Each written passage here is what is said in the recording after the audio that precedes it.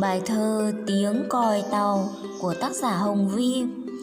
Xình xịch, nghe tiếng còi tàu, hãy nhắc nhở nhau, đừng ra cổng chắn, chớ có liều lĩnh vượt qua đường tàu. Khi tàu xịch đến, biết tránh vào đâu. Các con hãy lắng nghe cô đọc lại bài thơ Tiếng còi tàu này nhé. Bài thơ Tiếng còi tàu. Xình xịch, nghe tiếng còi tàu, hãy nhắc nhở nhau, đừng ra cổng chắn, chớ có liều lĩnh vượt qua đường tàu. Khi tàu xịch đến, biết tránh vào đâu. Sau khi đọc xong, phụ huynh hãy hỏi trẻ: con vừa đọc bài thơ có tên là gì? Tác giả bài thơ là ai? Bài thơ có tên là Tiếng còi tàu của tác giả Hồng Vi đấy các con ạ. Trong bài thơ còi tàu kêu như thế nào các con nhỉ? Tiếng còi tàu kêu xình xịch. Khi thấy tiếng còi tàu, chúng ta phải làm thế nào nhỉ? Khi thấy tiếng còi tàu, chúng ta phải nhắc nhở nhau đừng ra cổng chắn các con nhé. Ngoài ra, trong bài thơ còn dạy chúng ta làm điều gì nữa nào?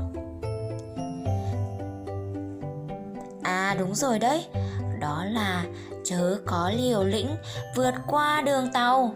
Khi tàu xịch đến, biết tránh vào đâu. Chúng mình có được tự ý vượt qua đường tàu không các con? Các con ơi, chúng mình không được tự ý vượt qua đường tàu, không chơi ở đường tàu, vì như thế rất là nguy hiểm và rất dễ có tai nạn xảy ra đấy các con ạ. Các bậc phụ huynh hãy giáo dục trẻ, đường tàu là nơi tàu hỏa chạy qua, là một nơi rất nguy hiểm. Vì vậy tất cả mọi người và đặc biệt là trẻ em sẽ không được chơi đùa hoặc đi lại ở đây, vì rất dễ xảy ra tai nạn. Các con hãy nhớ nhé, tuyệt đối không được chơi ở khu vực đường tàu, hãy luôn tránh xa, và nếu có đi qua thì hãy luôn đi cùng người lớn nhé các con. Còn bây giờ các con hãy cùng đọc theo cô bài thơ Tiếng còi tàu nhé. Tiếng còi tàu, xình xịch, nghe tiếng còi tàu, hãy nhắc nhở nhau đừng ra cổng chắn, chớ có liều lĩnh vượt qua đường tàu. Khi tàu xịch đến, biết tránh vào đâu. Các con hãy đọc lại cùng cô một lần nữa nào.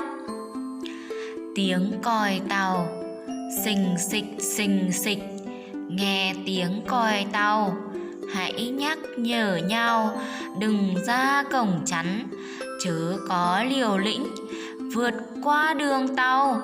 Khi tàu xịch đến, biết tránh vào đâu. Các con ơi, chúng mình cùng đọc lại cùng cô một lần nữa nào. Tiếng còi tàu, xình xịch, nghe tiếng còi tàu, hãy nhắc nhở nhau đừng ra cổng chắn, chớ có liều lĩnh vượt qua đường tàu. Khi tàu xịch đến, biết tránh vào đâu.